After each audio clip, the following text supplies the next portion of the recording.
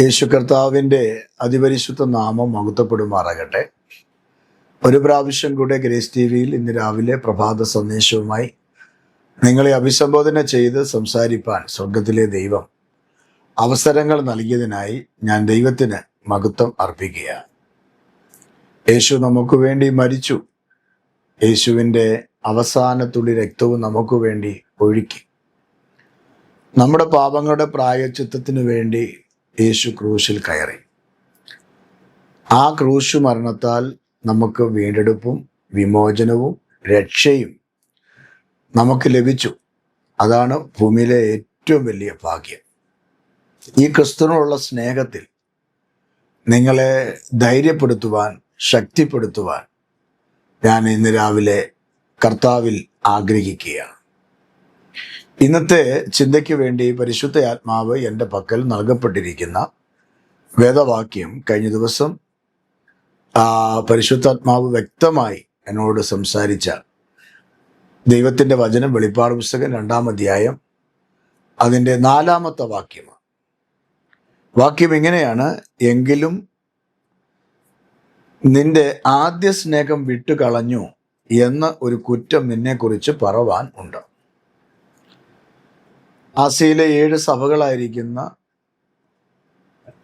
അതിൽ 1-ാമത്തെ സഭയായിരിക്കുന്ന എഫെസോസ് സഭയോട് യേശുവിൻ്റെ ആത്മാവ് എഴുതിയ ഒരു കത്താണ്. യോഹന്നാനിൽ കൂടെ കൈമാറിയതാണ് ഈ ഭാഗത്ത് നമുക്ക് കാണാൻ കഴിയുന്നത്. വെളിപ്പാട് പുസ്തകം 1-ാം അധ്യായത്തിൽ യേശുക്രിസ്തു യോഹന്നാന് വെളിപ്പെടുകയാണ് പത്മോസിന്റെ ഏകാന്തതയിൽ.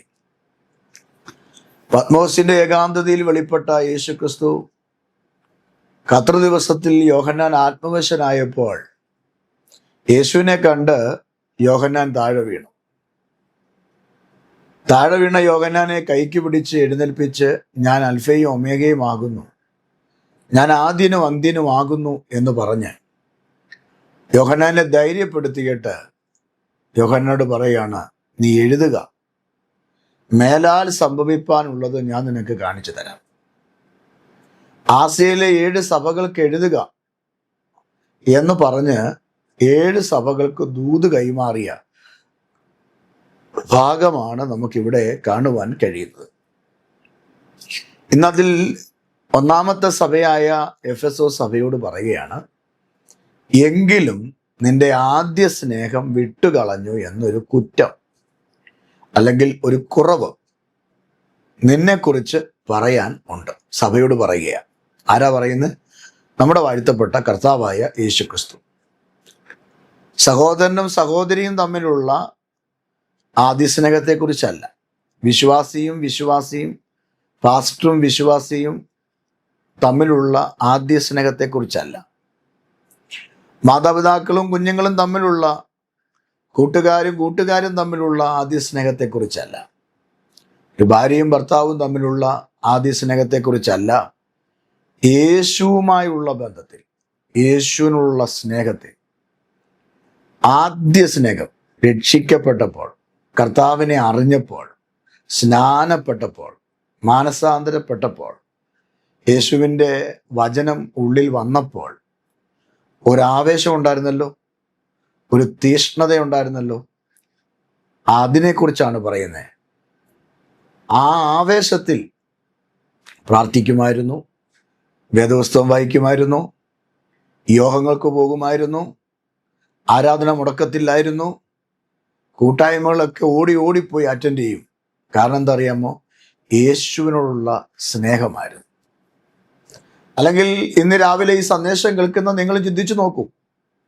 നിങ്ങൾ രക്ഷിക്കപ്പെട്ട കാലത്ത് നിങ്ങൾ കർത്താവിന് വേണ്ടി ഓടിയതുപോലെ ഇപ്പോൾ ഓടുന്നുണ്ടോ? നിങ്ങൾ സ്നാനപ്പെട്ട് ദൈവകൽപ്പന അനുസരിച്ച് യേശുവിനായി ജീവിക്കുന്ന ആ സമയത്തുള്ള തീഷ്ണത, ആരാധനയ്ക്കുള്ള തീഷ്ണത, പ്രാർത്ഥനയ്ക്കുള്ള തീഷ്ണത, വചനധ്യാനത്തിനുള്ള തീഷ്ണത ഇപ്പോൾ ഉണ്ടോ? ഒന്ന് സ്വയം പരിശോധിക്കുക. നിന്നോടും ദൈവാത്മാവ് ഇന്ന് രാവിലെ ചോദിക്കുകയാണ്, ആ പഴയ സ്നേഹമുണ്ടോ? യേശുവുമായിട്ടുള്ള പഴയ സ്നേഹം. യേശുവിൻ്റെ പാദപീഠത്തിൽ ദീർഘമണിക്കൂർ ഇരിക്കത്തില്ലായിരുന്നോ? ഭർത്താവ് ജോലിക്ക് പോയപ്പോൾ, കുഞ്ഞുങ്ങൾ സ്കൂളിൽ പോയപ്പോൾ വേദപുസ്തകവുമായിട്ട് തലയിൽ തുണിയിട്ട്, സഹോദരി മണിക്കൂറോളം നീ പ്രാർത്ഥിക്കത്തില്ലായിരുന്നോ? അച്ചായ ജോലി കഴിഞ്ഞ് വീട്ടിൽ വന്നിട്ട് കുളിയൊക്കെ കഴിഞ്ഞ് ദൈവസന്നിധി കുത്തിയിരുന്ന് പ്രാർത്ഥിക്കത്തില്ലായിരുന്നോ?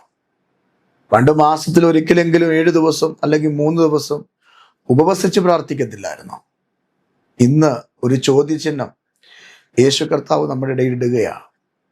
ആ ആദ്യത്തെ ആ സ്നേഹം, ആദ്യത്തെ ആ ആഴമായ ബന്ധം, ആ കരുതൽ, ആവേശം ഇന്നില്ലെന്ന്.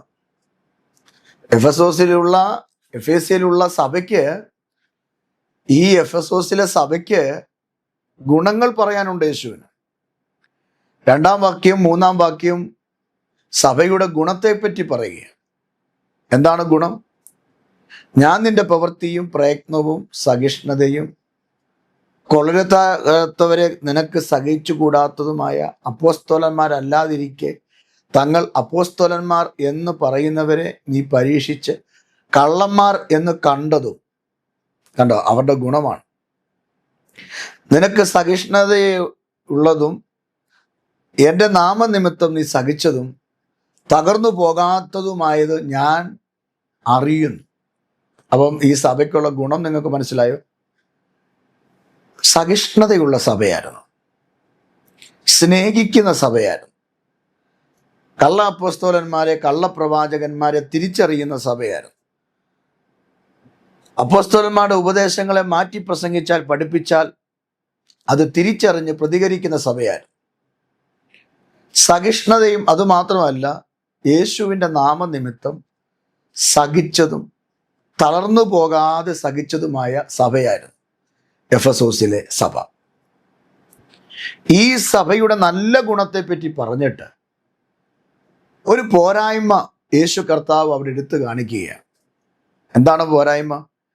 എങ്കിലും എന്ന് പറഞ്ഞാൽ, ഇത്രയും നല്ല ഗുണങ്ങൾ നിനക്കുണ്ടെങ്കിലും, സഹിഷ്ണുതയുണ്ടെങ്കിലും, അപ്പോസ്തലന്മാരെ തിരിച്ചറിയാനുള്ള കഴിവ് നിനക്കുണ്ടെങ്കിലും, സ്നേഹമുണ്ടെങ്കിലും, പ്രാർത്ഥനയുണ്ടെങ്കിലും, എൻ്റെ നാമനിമിത്തം പലതും നിങ്ങൾ സഹിച്ചെങ്കിലും നിങ്ങളിൽ ഒരു കുറവ്, ഇതെല്ലാം ഉണ്ടെങ്കിലും എങ്കിലും ആദ്യ സ്നേഹം വിട്ടുകളഞ്ഞു എന്ന ഒരു കുറ്റം നിന്നെക്കുറിച്ച് പറയാൻ ഉണ്ട്.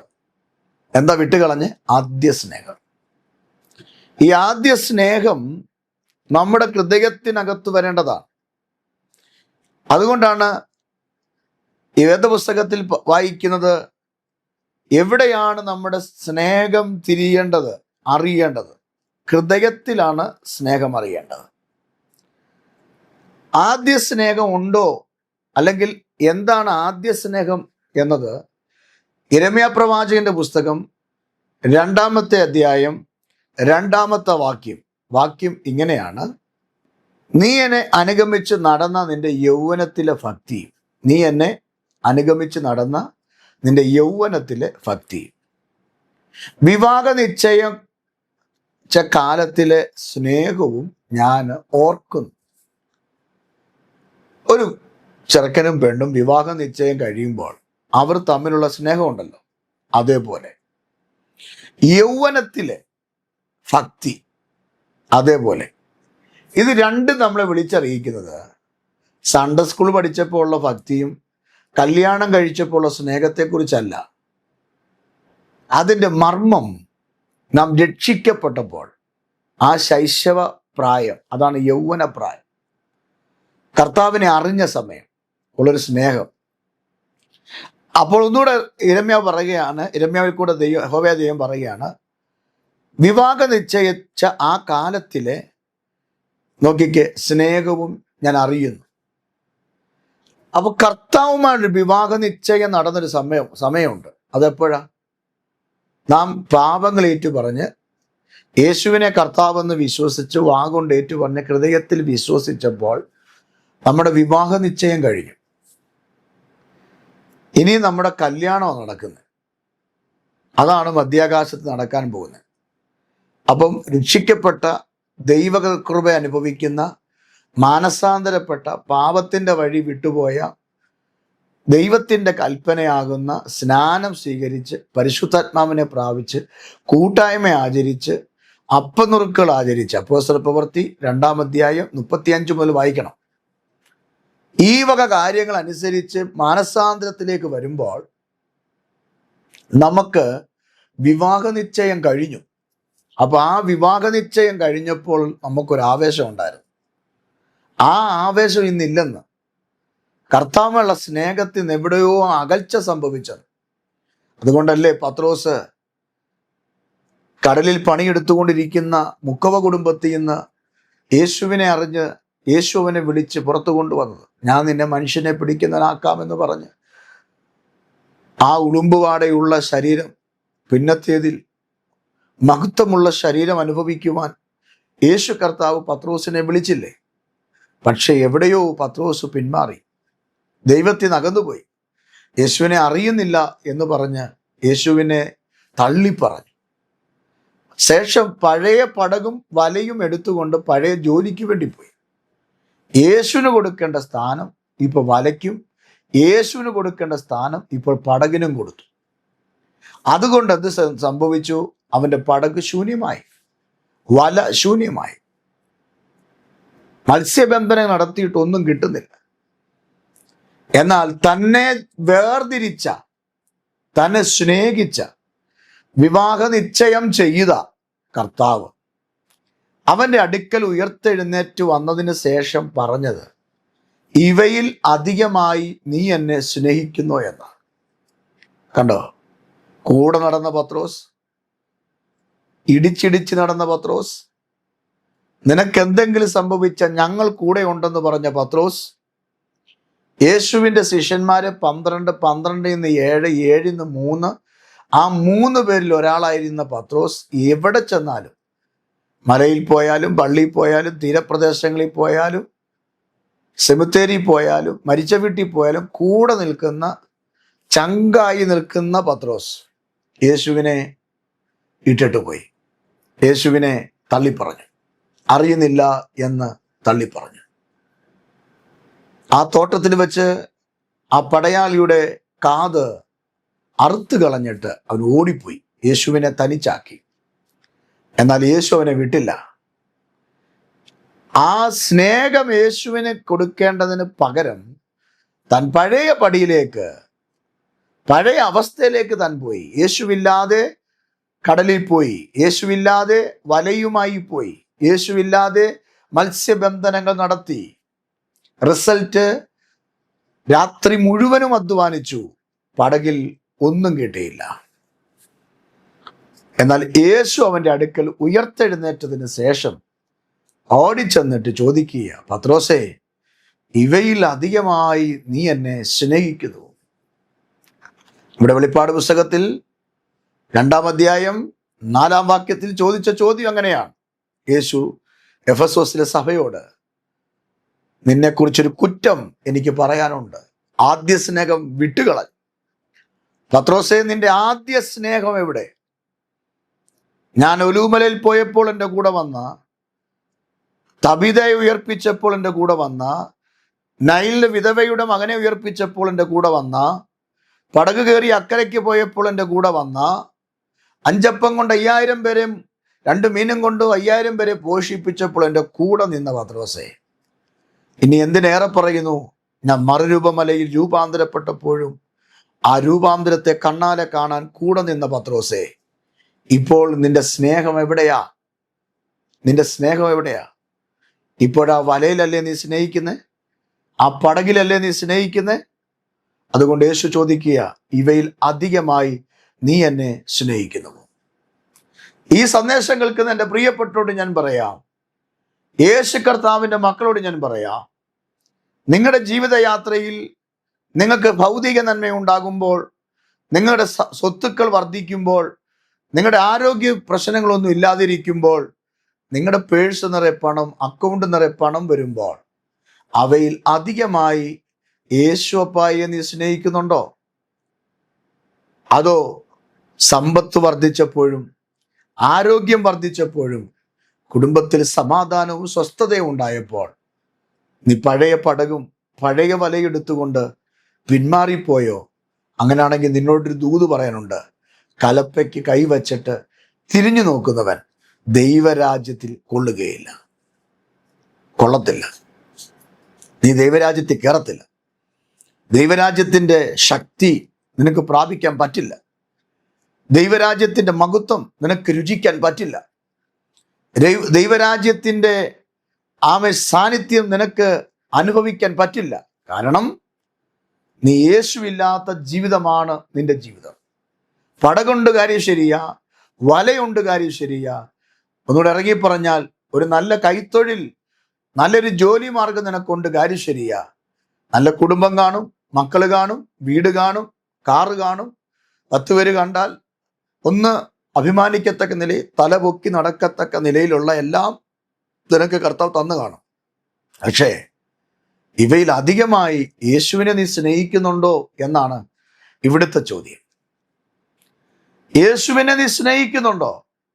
കുഞ്ഞെ, നിന്റെ നന്മയേക്കാൾ കൂടുതൽ, പണത്തേക്കാൾ കൂടുതൽ, ആരോഗ്യത്തെക്കാൾ കൂടുതൽ, നിന്റെ ഭാര്യയേക്കാൾ കൂടുതൽ, നിന്റെ ഭർത്താവിനേക്കാൾ കൂടുതൽ, നിനക്ക് ദൈവം തന്ന കുഞ്ഞുങ്ങളെക്കാൾ കൂടുതൽ, കൊച്ചുമക്കളെക്കാൾ കൂടുതൽ ആരെയാ നീ സ്നേഹിക്കുന്നത്? മക്കളെ തന്നെങ്കിൽ അത് കർത്താവിന് കൊടുക്കണം. കൊച്ചുമക്കളെ തന്നെങ്കിൽ അത് കർത്താവിന് കൊടുക്കണം. ആ പേരിൽ നീ യോഗം മുടക്കരുത്. ആ പേരിൽ നീ പ്രാർത്ഥിക്കാതിരിക്കരുത്. കഴിഞ്ഞ ദിവസം ഒരു ആൻറ്റി എന്നോട് പറഞ്ഞത്, പാസ്റ്റർ പ്രാർത്ഥിച്ചിട്ട് കുറേ ദിവസമായി. ഞാൻ എന്താ, കൊച്ചു സമ്മതിക്കുന്നില്ല. എൻ്റെ പ്രിയരെ, കൊച്ചു സമ്മതിക്കും. കൊച്ചിനെ ദൈവമാണ് തന്നത്. നീ ഒന്ന് മുട്ടുമടക്കിയാൽ മതി. കർത്താവുമായിട്ട് മുട്ടുമടക്കി പ്രാർത്ഥിക്കുന്നില്ലെങ്കിൽ, ആ ലൈനിൽ നിനക്ക് നിൽക്കാൻ പറ്റുന്നില്ലെങ്കിൽ, നീ ദൈവരാജ്യത്തിൽ കയറത്തില്ല. ദൈവരാജ്യത്തിൽ കയറണം. ദൈവരാജ്യത്തിൻ്റെ ശക്തി നീ തിരിച്ചറിയണം. ദൈവരാജ്യത്തിൻ്റെ കൃപ നിന്നിലേക്ക് വ്യാപരിക്കണം. അതിന് കർത്താവ് പറയുകയാണ്, നിനക്ക് സഹിഷ്ണുതയുണ്ട്, ഞാൻ അറിയുന്നു. അപ്പോൾ തന്നെ നിന്റെ ജീവിതത്തിൽ ഉപദേശത്തെ കാത്തു നീ സൂക്ഷിച്ചു. എൻ്റെ നാമനിമിത്തം നീ ഒത്തിരി കഷ്ടവും വേദന അനുഭവിച്ചു. നീ തളർന്നു പോയില്ല. കാര്യമൊക്കെ ശരിയാ. പക്ഷേ ഞാനും നീയും തമ്മിലുള്ള ബന്ധം എങ്ങനെയുണ്ട്? ഇന്ന് രാവിലെ ഈ സന്ദേശം കേൾക്കുന്ന പ്രിയപ്പെട്ടവരോട് പരിശുദ്ധ ആത്മാവ് ചോദിക്കുക, നിങ്ങൾക്കെല്ലാം ദൈവം തന്നില്ലേ? മക്കളെയും വീടും ആരോഗ്യവും ഒക്കെ തന്നില്ലേ? ജോലി തന്നില്ലേ? നിങ്ങൾ കൊതിച്ചതും ആഗ്രഹിച്ചതും മനസ്സിൽ പോലും ചിന്തിക്കാത്തതെല്ലാം യേശു അപ്പം നിങ്ങൾക്ക് തന്നില്ലേ? ആ കർത്താവിനെ നീ എത്ര സ്നേഹിക്കുന്നു? കർത്താവിന് എത്ര സ്ഥാനം നീ കൊടുക്കുന്നു? കർത്താവിനെ സ്നേഹിക്കുന്നെങ്കിൽ നീ പ്രാർത്ഥിക്കണം. കർത്താവിനെ സ്നേഹിക്കുന്നെങ്കിൽ വേദപുസ്തകം വായിക്കണം. പ്രാർത്ഥന കർത്താവിനോട് പറയുന്നതാണെങ്കിൽ വേദപുസ്തക വായന നിന്നോട് കർത്താവ് സംസാരിക്കുന്നതാണ്. ഇത് രണ്ടും ഇല്ലെങ്കിൽ യേശുവിന് നമ്മളോട് ഇടപെടാൻ പറ്റില്ല. അതുകൊണ്ട് എല്ലാ ദിവസവും വേദപുസ്തകം വായിക്കണം. അതിൽ കൂടെ യേശു നിങ്ങളോട് സംസാരിക്കും. എവിടുന്നോ വന്നു കയറിയ പ്രവാചകൻ തലയെ കൈവച്ച് പറയുന്നതല്ല. അത് മാത്രമല്ല, ദൈവത്താൽ ഉപയോഗിക്കപ്പെടുന്ന പ്രവാചകന്മാരുണ്ട്, ഇല്ലെന്ന് ഞാൻ പറയുന്നില്ല. കർത്താവ് ദൂത് തന്ന ഞാനും പറയുന്ന ഒരാളാണ്. പക്ഷേ പ്രവാചകന്മാർ പറയുന്നതിനേക്കാൾ ഏറ്റവും വലിയ ശക്തി ദൈവത്തിൻ്റെ വചനം വായിക്കുമ്പോൾ ആ വചനത്തിൽ കൂടെ നമ്മളെ ഉറപ്പിക്കും. ദൈവശബ്ദം കേൾക്കുന്നുണ്ടോ? എല്ലാ ദിവസവും ദൈവശബ്ദം കേൾക്കാൻ പറ്റും. ഒരു ദിവസം ഒരു അധ്യായമെങ്കിലും നീ വായിക്കണം, ദൈവശബ്ദം കേൾക്കാം. അല്ലെങ്കിൽ ആദ്യ സ്നേഹം ഉണ്ടെങ്കിൽ മാത്രമേ ഇത് നടക്കൂ. പണ്ട് നമ്മൾ വേദപുസ്തകം വായിക്കുന്നവരായിരുന്നു, പ്രാർത്ഥിക്കുന്നവരായിരുന്നു. ഇപ്പോൾ ബിസിയായി. യേശുവുമായുള്ള ബന്ധത്തിൽ നമുക്ക് ഇരിക്കാനോ അതൊന്ന് പ്രാപിക്കാനോ പറ്റാത്ത അവസ്ഥയിലേക്ക് കടന്നു പോകുകയാണ്.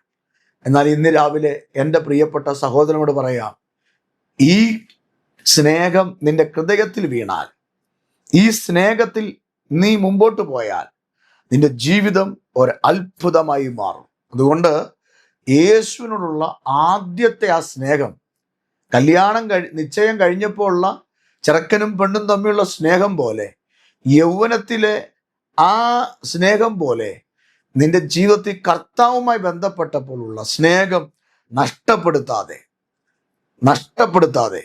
യേശുവിനോട് ചേർന്ന് മനസ്സുമായി നിങ്ങൾ ഇരിക്കണം. അങ്ങനെ യേശുവുമായി ചേർന്ന ഒരു മനസ്സ് നിങ്ങൾക്കുണ്ടെങ്കിൽ ഇനി ഞാൻ പറയുന്ന വാക്യങ്ങൾ നിങ്ങൾ വേദപുസ്തകം എടുത്ത് വായിക്കണം. എഫേസ്യ ലേഖനം 3-ാം അധ്യായം 17-ാമത്തെ വാക്യം, എഫേസ്യർ 3:17. അവിടെ വായിക്കുകയാണ്, യേശുവിൻ്റെ സ്നേഹം നിങ്ങളുടെ ഹൃദയത്തിലുണ്ടെങ്കിൽ, യേശുവിൻ്റെ സ്നേഹം നിങ്ങളുടെ ഹൃദയത്തിൽ വാഴുന്നെങ്കിൽ ക്രിസ്തു നിങ്ങളുടെ ഹൃദയത്തിൽ വസിക്കും. അവിടെ എഴുതിയിരിക്കുകയാണ്, ക്രിസ്തു നിങ്ങളുടെ ഹൃദയത്തിൽ എന്ത് ചെയ്യും? വസിക്കും. നമ്മുടെ ഹൃദയത്തിൽ എന്താ വസിക്കുന്നത്? പകയും ഭിന്നതയും അസൂയയും കുശുമ്പും. ഇതാണോ നമ്മുടെ ഹൃദയത്തിൽ വസിക്കുന്നത്? അങ്ങനെയെങ്കിൽ അതിനോട് സ്റ്റോപ്പ് ചെയ്യണം. എന്നിട്ട് ഇവിടെ വേദവസ്തം പറയുകയാണ്, ക്രിസ്തു വസിക്കണം.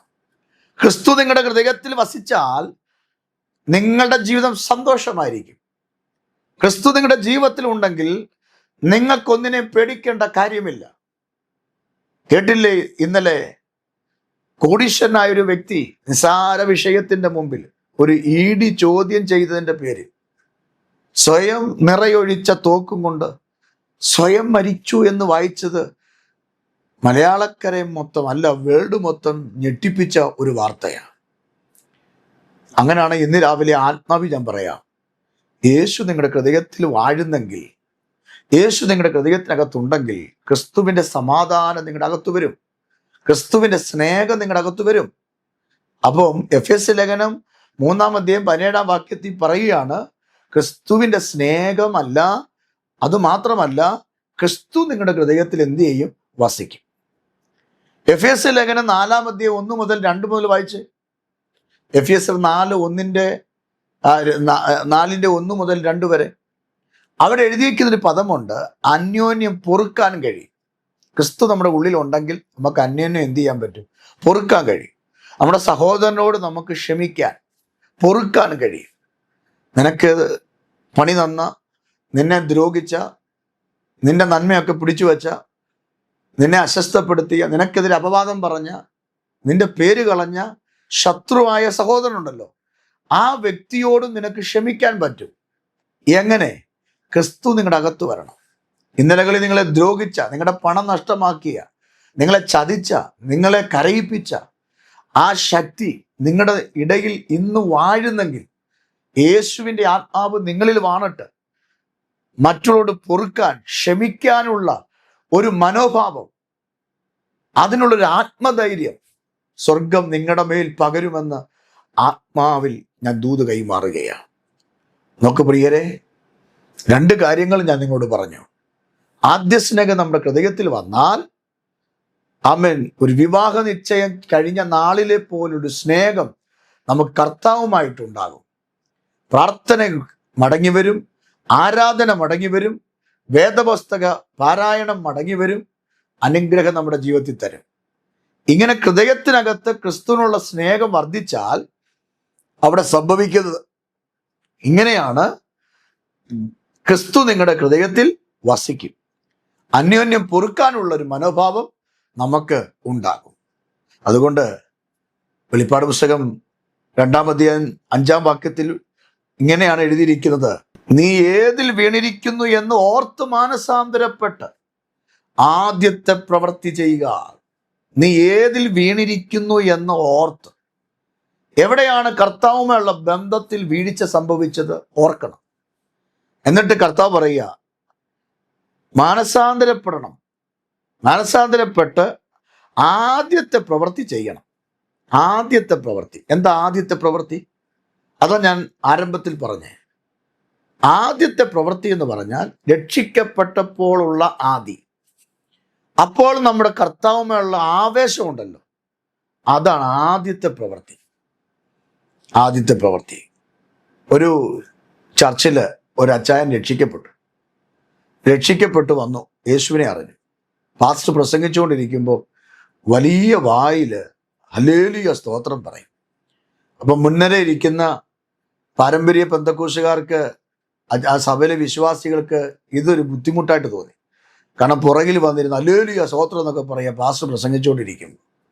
അപ്പം സഭയിലെ കമ്മിറ്റിക്കാരെല്ലാം കൂടെ കൂടി പാസ്റ്ററോട് യോഗം കഴിഞ്ഞപ്പോൾ പറഞ്ഞു, പാസ്റ്ററെ, ആ വ്യക്തിയെ ഒന്ന് അടക്കിയിരുത്തണം. കാരണം ഞങ്ങൾക്ക് പാസ്റ്റർ പ്രസംഗിക്കുന്നൊന്നും കേൾക്കാൻ പറ്റുന്നില്ല. അവൻ്റെ ഹല്ലേലൂയ സ്തോത്രമൊക്കെ പറഞ്ഞ് ബഹളം വെക്കുക. അതുകൊണ്ട് അതൊന്ന് വിലക്കണമെന്ന് പറഞ്ഞു. പാസ്റ്റർ ആകെപ്പാടെ കുഴപ്പിപ്പോയി. കാരണം അങ്ങനെ പറഞ്ഞാൽ ചിലപ്പോൾ ഈ പുള്ളി പിന്മാറിപ്പോവും. ഇനി അങ്ങനെ പറഞ്ഞില്ലെങ്കിൽ സഭയ്ക്കകത്ത് പ്രശ്നം വരും. ആകപ്പാടെ പ്രശ്നമായി.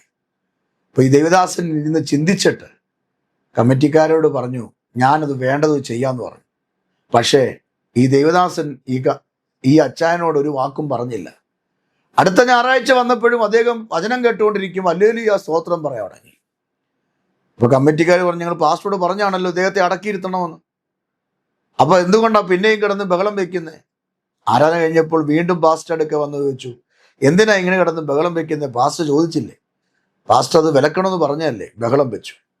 എന്നാൽ ഈ പാസ്റ്റർ തന്മയത്തോടു കൂടെ ആൻസർ പറഞ്ഞത് ഇങ്ങനെയാണെന്നാ ഞാൻ കേട്ടത്, സഹോദരന്മാരെ ഭാരപ്പെടേണ്ട, 6 മാസം കഴിയുമ്പോൾ തന്നെ നിന്നോളൂ എന്ന് പറഞ്ഞാൽ വന്നപ്പോൾ ഒരാവേശം, കർത്താവിനെ അറിഞ്ഞപ്പോൾ ഒരാവേശം. എന്നിട്ട് പറഞ്ഞത് ഇങ്ങനെയാ, നിങ്ങളും വന്നപ്പോൾ ഇങ്ങനെ ആയിരുന്നു, 6 മാസം കഴിഞ്ഞപ്പോൾ അത് സ്റ്റോപ്പായില്ലേ, അതേപോലെ ആയിക്കോളൂ വന്നു എന്നതുപോലെയാണ് വേദപുസ്തകത്തിൽ വായിക്കുന്നത്. ഏതിൽ നീ വീണു അതിൻ്റെ ആദ്യത്തെ പ്രവൃത്തിയിലേക്ക് നിങ്ങൾ മടങ്ങി വരണം. 6 മാസം കഴിഞ്ഞപ്പോൾ ഇപ്പൊ സ്തോത്രം പറയാൻ പറ്റത്തില്ലല്ലോ, കൈയടിക്കാൻ പറ്റത്തില്ലല്ലോ, കാലുമേ കാലും വെച്ചല്ലേ പള്ളിയിൽ ഇരിക്കുന്നേ. ഉപദേശി പ്രസംഗിക്കുമ്പോൾ കണ്ണും തുറച്ച് നോക്കിക്കൊണ്ടിരിക്കുകയല്ലേ, എന്തോ പറയുന്നതെന്ന് ചോദിച്ചു. പിള്ളേർ പാട്ട് പാടി ആരാധിക്കുമ്പോൾ കൈയടിക്കാൻ പറ്റുന്നില്ലല്ലോ. പക്ഷെ അങ്ങനെ അല്ലല്ലോ ഇറങ്ങി വന്നപ്പോൾ. കർത്താവിനെ അറിഞ്ഞ ആദ്യ നാളിൽ അങ്ങനെ അല്ലല്ലോ. ഉമ്മരം ഇടിക്കത്തക്ക നിലയിൽ തുള്ളിച്ചാടി ആരാധിച്ചതല്ലേ, പാട്ട് പാടിയതല്ലേ. തമ്പർ കൊട്ടിയപ്പോഴും കീബോർഡ് ആമ വായിച്ചപ്പോഴും ഒക്കെ അതിന്റെ താളത്തിനൊത്ത് നീ ആരാധിച്ചതല്ലേ. ഇപ്പൊ വാ പൂട്ടി മിണ്ടാതെ കാലും വെച്ച് വെള്ള ഉടുപ്പും ഒക്കെ ഇട്ട് ഇങ്ങനെ വന്നിങ്ങനെ ഇരിക്കുക. അതുകൊണ്ട് കർത്താവ് സഭയെ നോക്കി പറയുക, നീ അതിലകത്ത് മാനസാന്തരപ്പെടണമെന്ന്. ഈ മാനസാന്തരം എന്ന് കേൾക്കുമ്പോൾ നമ്മൾ ചിന്തിക്കുന്നത് പുകവലിക്കുന്നതിനും വെള്ളമടിക്കുന്നതിനൊക്കെയാ മാനസാന്തരം. അല്ല, ദൈവസന്നിധി വന്നിട്ട് മിണ്ടാതിരിക്കുന്ന നിനക്കൊരു മാനസാന്തരം ആവശ്യമാണ്. കർത്താവുള്ള സ്നേഹം അറ്റുപോയെങ്കിൽ നിനക്കൊരു മാനസാന്തരം ആവശ്യമാണ്. ജീവിതത്തിലെ ഏത് പ്രതിസന്ധികൾ വന്നാലും അതിനകത്ത് കർത്താവുമായിട്ട് ബന്ധത്തിൽ നിനക്ക് വരാൻ പറ്റുന്നില്ലെങ്കിൽ ഒരു മാനസാന്തരം ആവശ്യമാണ്. പത്രോസിനോട് യേശു ചോദിച്ചതുപോലെ, ഇവയിൽ അധികമായി നീ എന്നെ സ്നേഹിക്കുന്നു? പത്രോസ് ആദ്യം പറഞ്ഞു ഊവ്. കർത്താവിന് മനസ്സിലായി ഇത് നല്ലൊരു ആൻസർ അല്ല. വീണ്ടും ചോദിച്ചു, നീ ഇവയിൽ അധികമായി എന്നെ സ്നേഹിക്കുന്നു? അപ്പോഴും പറഞ്ഞു ഊവ്. കർത്താവിന് മനസ്സിലായി ഇത് നല്ലൊരു ആശയമല്ല, നല്ലൊരു മറുപടിയല്ല. കർത്താവ് വിട്ടില്ല, പിന്നെയും ചോദിച്ചു, ബെറിയോനായ ശീമോനെ, നീ എന്നെ ഇതിലധികമായി സ്നേഹിക്കുന്നുവോ? ആ ചോദ്യത്തിന് മുമ്പ് പത്രോസ് പൊട്ടിപ്പോയി, മാനസാന്തരപ്പെട്ടു. പത്രോസ് യേശുവിനോട് പറഞ്ഞു, സകലതും നീ അറിയുന്നു. എൻ്റെ പ്രിയപ്പെട്ടവരെ, ഈ സന്ദേശം കേട്ടവരെ, സകലതും അറിയുന്ന ഒരു യേശു ഉണ്ട് നമുക്ക്. യേശുവിനുള്ള ബന്ധം എത്രമാത്രമുണ്ട്. ആ ബന്ധം എവിടെയെങ്കിലും അറ്റുപോയെങ്കിൽ അത് കൂട്ടിച്ചേർത്ത് അത് കണക്ട് ചെയ്ത് യേശുവിന് വേണ്ടി ജീവിതം സമർപ്പിക്കാം. നഷ്ടപ്പെട്ടുപോയ സ്നേഹം നമുക്ക് മടക്കി വരുത്താം. പഴയതുപോലെ നമുക്ക് ആരാധിക്കാം, പഴയതുപോലെ പ്രാർത്ഥിക്കാം, പഴയതുപോലെ പള്ളിയിൽ പോകാം, പഴയതുപോലെ ഉണർവിലേക്ക് നമുക്ക് വരാം, ആ ആവേശത്തിലേക്ക് വരാം.